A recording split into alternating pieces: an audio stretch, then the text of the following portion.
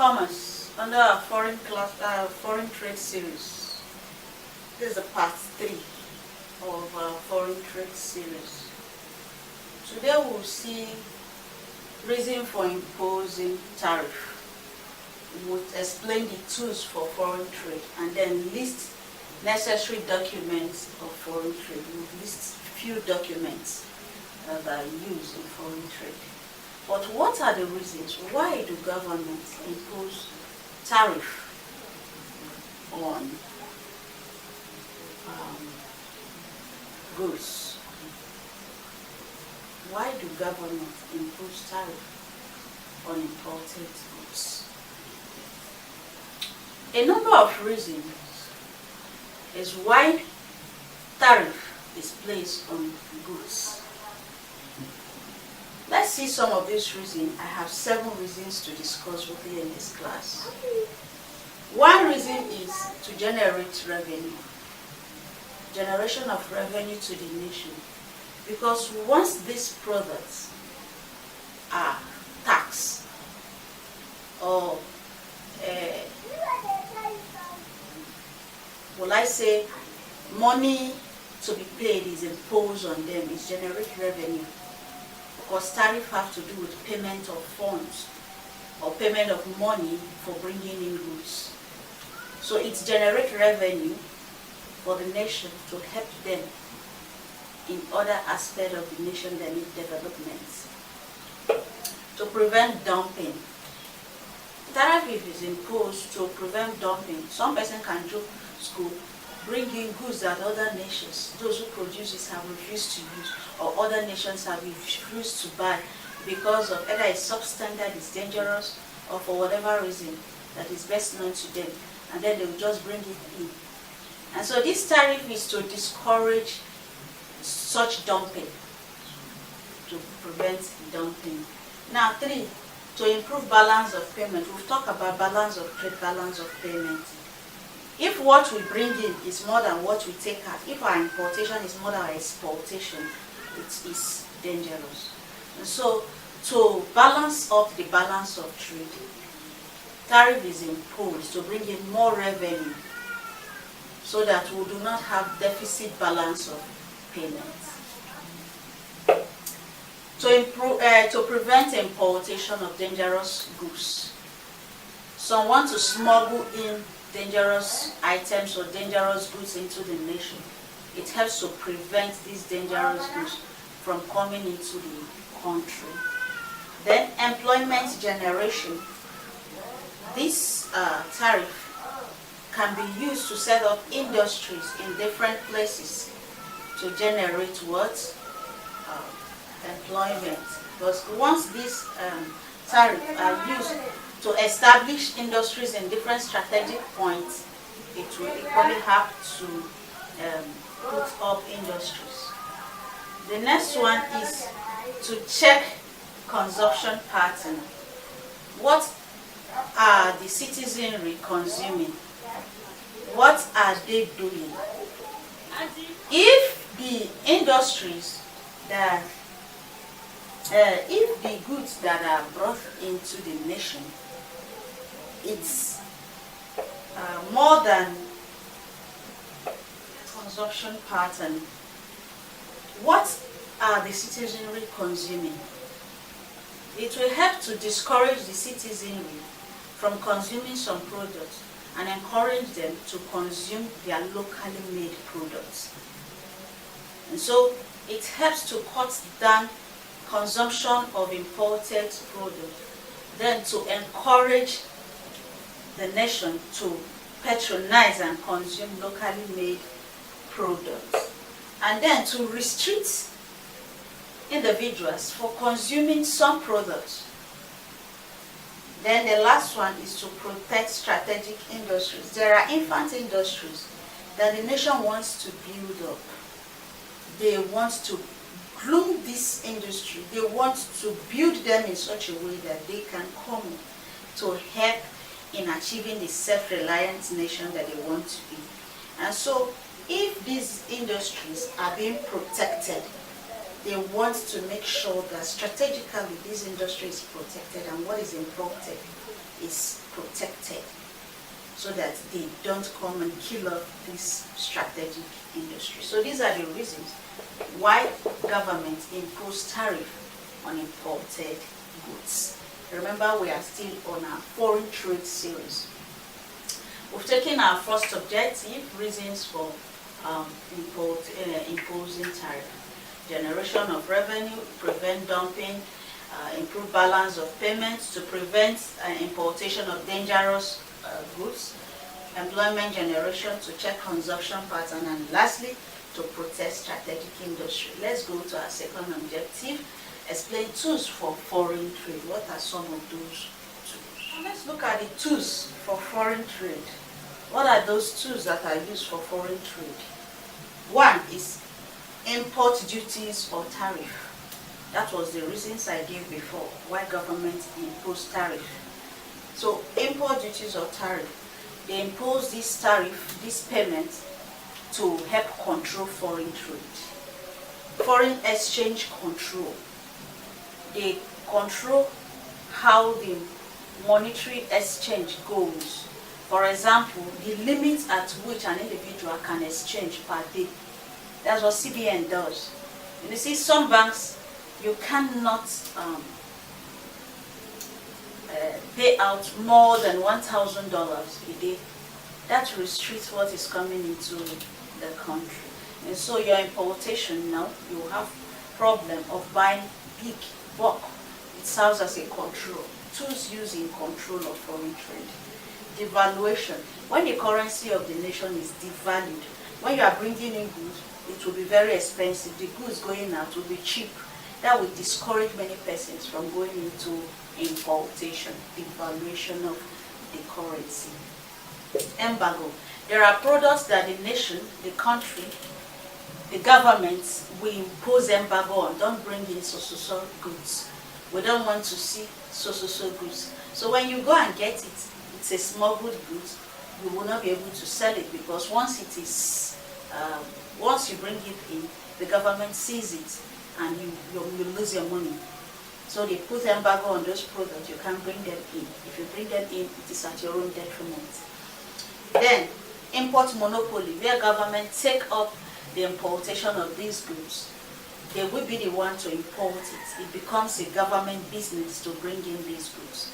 It is monopolized by the government. Then we'll have import quota. The government tells you the number that can come in. Anything more than that, it is at your own risk. And so when this quota system are put together, nobody brings in more than is necessary. Excess duties reduction. For infant industry, locally producing, if it finds that are producing locally, they reduce their duties. That's the tariff they are supposed to pay, to encourage them to do exportation, or to encourage them to produce locally, so that people can see what they will consume. Then the other one is import license. Without this license, you cannot operate as an importer. And for you to go through the process of getting this license, it will be a tedious job. That is a tool to control the number of persons that goes in. Because if the money requires this much, how many persons will be able to get this license? Preferential duties. There are countries that the country do not want to do business with. So, bringing in goods from this country will be hard. They prefer countries they want to do business with. And then they tax those products, or they collect duties for those products coming into the country. So we have seen 9 objectives, import duties, 9 of these tools that is used to control foreign trade. 1, import duties or tariff, foreign exchange control, devaluation of the currency, embargo on the product, importation monopoly by the government, import quota, we'll have excess duties reduction for infant industry, import license, preferential duties. These are tools for foreign trade. Now we'll go to the last objectives, which are, we're going to mention some documents used in foreign trade. What are some of these documents? There are some documents used. There are some documents used in foreign trade. We'll have inspection certificate, packing list, consular invoice, certificate of origin of goods, letter of credit, bill of landing, bill of exchange, insurance documents. There are a lot of them, more than 30. I'm only discussing 9. If you know of anyone, give me a comment below the comment box. Discuss that with me below the comment box, but I'm just discussing 9. The list is not exhausted. There are many, more than 30. So you can add more to your list. I cannot exhaust this list in this class, but I know your examiner will not ask more than 5 or 6. So I'm discussing 9 of it. 1, inspection certificate. It is to certify that this product have been inspected by the various bodies that are concerned about importation and exportation, and they have certified that the goods are okay and can be imported to the buyer. The unpacking list is a list showing what the importer have imported, and it shows the list of goods, the quantity, the standard of the goods. Then we'll have a consular invoice, an invoice that is issued to show the products that the individual or the importer or the exporter have bought or have sold. And so when this invoice gets to, it's like getting to the destination point, it's used to see the standard, the kind of product that has been exported or imported. Certificate of origin. There are countries that have embargo on doing business with other countries. And so this certificate of origin of goods will determine where is your goods coming from. If it is from a country, your country like Nigeria have bound business with any country, and the goods come from such country, that goods will be bound. So it shows that this goods is coming from so and so country, and the country still have business dealing with your own country. Letter of credit. It is a letter issued to the seller to show that you are going to pay at a future date. Most times this letter is issued by your bank to the seller that we are going to undertake payments on behalf of our clients, and we are going to pay on so period. Then we'll have bill of landing. It is a document used between the transporting company, those who are to convey this product to the buyer. So it is a document that is given to the consignee, the person consigning the product, who is in charge of this product, taking it to its final destination to make sure that these goods get to the buyer. Bill of exchange. It is a document offered by sometimes the bank, the buyer's bank, to show that they will undertake payments on behalf of their client to pay at a future date. And so, if your recipients, which is those who are selling for you, agree to this bill, and they send a consignment that they have consigned to the bill of exchange, then business transaction can be carried out. So most times it is the banks that carries out this bill. And this bill of exchange can be clear. In our classes, either in economics or in this class of commerce, we're going to talk about bill of exchange in detail. When we talk about it in detail, you're going to see different aspects to bill of exchange. Then insurance document. Remember that insurance company undertake risk for us. And so the insurance company, from your buyer, they insure this product that it gets to you safely, either through the sea, through the air, through the road. And so it is a document that covers your product until you receive it. If in transit something happens to it, the insurance company comes to indemnify. If not, and you get it safely, that means your goods are covered.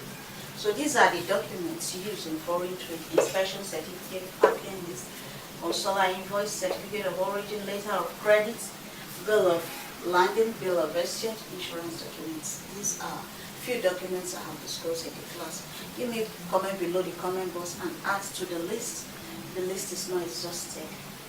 If you have not subscribed, I don't know what you're waiting for. Please subscribe. 83% of those who comes to our channel are not subscribed. Subscribe to the videos, subscribe to the channel. Invite others who you think will benefit from the class. Share the video if you have to. If there are videos you are not seeing in this class, head over to Class Online School, you will find them there. Thank you for always dropping by. Thank you for being our community. It's my pleasure to always be here. I love what I'm doing, and I love you as my subscribers. Thank you for dropping by. Until I come your way next class. Thank you.